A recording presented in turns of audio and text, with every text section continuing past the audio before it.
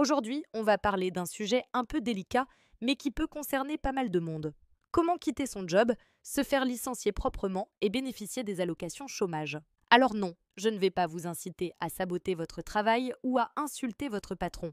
L'idée, c'est plutôt de comprendre les mécanismes légaux qui permettent de partir d'une entreprise tout en préservant vos droits.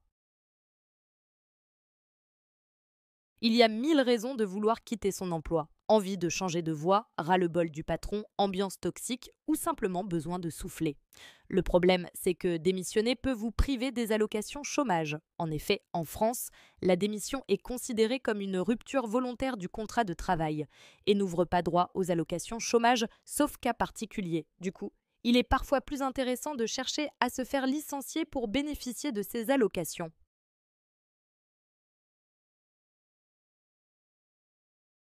C'est la méthode la plus propre et la plus sûre. La rupture conventionnelle est un accord entre l'employeur et le salarié pour mettre fin au contrat de travail. Elle ouvre droit aux allocations chômage et permet souvent de négocier une indemnité. L'employeur n'est pas obligé d'accepter, mais si vous entretenez de bonnes relations, c'est une option à envisager. Si la rupture conventionnelle n'est pas envisageable, un licenciement pour motif personnel peut être une alternative. Cela peut être lié à une insuffisance professionnelle, une mésentente ou même une faute. Même en cas de faute grave ou lourde, vous pouvez bénéficier des allocations chômage car c'est l'employeur qui prend l'initiative de la rupture. Attention cependant, un licenciement pour faute peut avoir des conséquences sur vos indemnités de licenciement et votre réputation professionnelle. Dans certains cas, une démission peut être considérée comme légitime et ouvrir droit aux allocations chômage.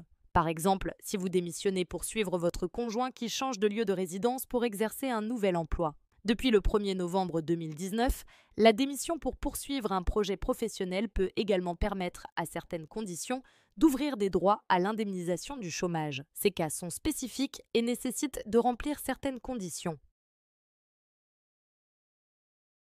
On va voir maintenant comment inciter notre employeur à nous licencier pour toucher les précieuses allocations chômage. Le but ici est d'être licencié pour insuffisance professionnelle ou pour une faute simple.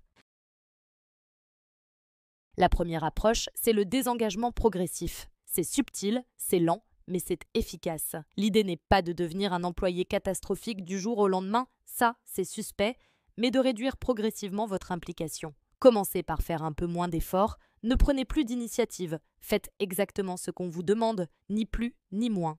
C'est ce qu'on appelle le quiet quitting, mais en version stratégique. Répondez aux mails avec un délai de plus en plus long. Arrêtez de proposer des idées en réunion. Devenez ce meuble de bureau que personne ne remarque. Attention, je ne dis pas de saboter votre travail ou de ne rien faire, juste de passer du statut d'employé exceptionnel à celui d'employé moyen. Le genre qui ne mérite ni augmentation ni promotion, mais pas non plus un licenciement immédiat. Après quelques mois de ce régime, votre manager commencera à s'interroger, peut-être même à vous convoquer pour des entretiens. C'est parfait, documentez tout. Ces entretiens serviront de preuve que votre employeur n'était pas satisfait de votre travail depuis un moment.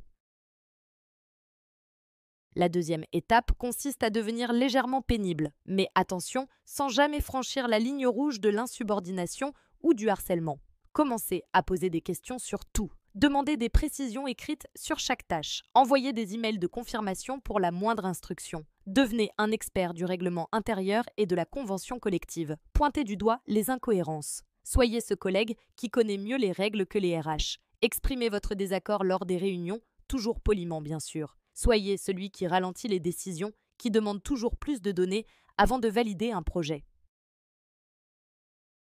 Si après quelques mois de ce traitement, votre employeur ne craque toujours pas, il est temps de passer à l'étape suivante, la négociation de sortie. Demandez un entretien avec votre supérieur et les RH. Expliquez que vous sentez que votre poste actuel ne vous correspond plus, que vous avez l'impression de stagner, que votre motivation s'érode. Ne dites pas que vous voulez partir, dites que vous cherchez des solutions. Si votre employeur est intelligent, il comprendra le message subliminal. Je ne suis plus heureux ici, mais je ne vais pas démissionner. À ce stade, beaucoup d'entreprises préfèrent négocier une rupture conventionnelle plutôt que de s'engager dans une procédure de licenciement longue et risquée. La rupture conventionnelle, c'est le Graal. Vous partez d'un commun accord, avec des indemnités et le droit au chômage. Mais attention, votre employeur n'est pas obligé d'accepter. Si la rupture conventionnelle est refusée, continuez votre stratégie de désengagement et d'ennui professionnel. À un moment, l'entreprise calculera qu'il est plus économique de vous licencier que de continuer à vous payer pour une performance médiocre. Maintenant, parlons des pièges à éviter absolument. Ne commettez jamais de fautes graves ou lourdes. Pas de violence, pas d'insubordination caractérisée, pas de vol, pas d'absence injustifiée prolongée. Tout ça peut vous priver de vos indemnités et du chômage. N'avouez jamais votre stratégie. Ne dites pas à vos collègues « En fait, je fais exprès d'être nul pour me faire virer ». Ce genre de confidence peut remonter aux oreilles de la direction et être utilisé contre vous. Ne laissez pas de traces écrites compromettantes. N'envoyez pas de SMS à votre conjoint du style « Aujourd'hui, j'ai encore fait semblant de travailler LOL ». En cas de contentieux, ces éléments pourraient être utilisés pour démontrer votre mauvaise foi. Ne négligez pas votre santé mentale. Cette stratégie peut être éprouvante psychologiquement. Se lever chaque matin pour aller dans un travail qu'on déteste avec l'intention de ne pas briller, c'est déprimant. Fixez-vous une limite de temps. Voilà, vous avez maintenant les clés pour orchestrer votre sortie professionnelle tout en préservant vos droits. Mais avant de vous lancer, posez-vous vraiment la question « Est-ce que je veux quitter mon job parce qu'il est vraiment toxique ou est-ce juste une mauvaise passe ?» N'oubliez pas que trouver un nouvel emploi peut être long et difficile. Les allocations chômage ne durent pas éternellement. Et franchement, passer des mois à faire semblant d'être un employé médiocre, c'est épuisant et pas très valorisant. Si vous êtes décidé, planifiez votre coût. Assurez-vous d'avoir des économies de côté, un projet professionnel pour la suite et peut-être même quelques pistes d'emploi.